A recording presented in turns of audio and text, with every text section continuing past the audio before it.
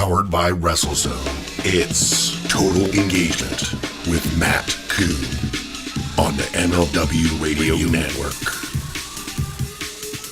Jom Ross recently tweeted that there's going to be a podcast, a Conrad Thompson, Jom Ross podcast. What can you tell us about this new project that has kind of come out recently? Well, Westwood One wanted me to come spend a couple of days in New York, and I went up and we chatted about, how we could do more together and, what our contracts were and what the next deal maybe needed to look like and all the tentacles that have grown from the podcast and what StarCast was and how the live shows worked, et cetera, et cetera.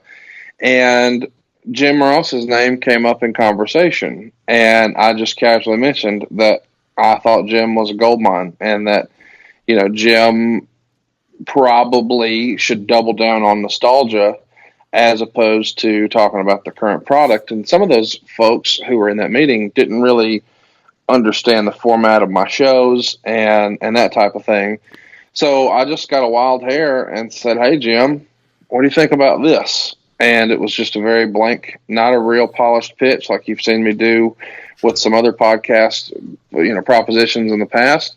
And then he said, "Hey, I'd like to talk about," a couple of days later, he said, "I'd like to talk about that when you've got a chance." So we did a quick call right then, and I laid out, what the business strategy was is for my podcast, and then what the format might look like.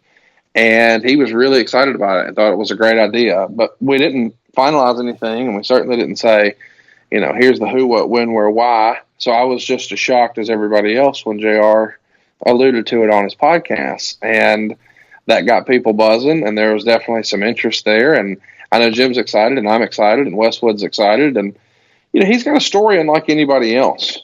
Powered by WrestleZone. It's Total Engagement with Matt Koon on the MLW Radio Network.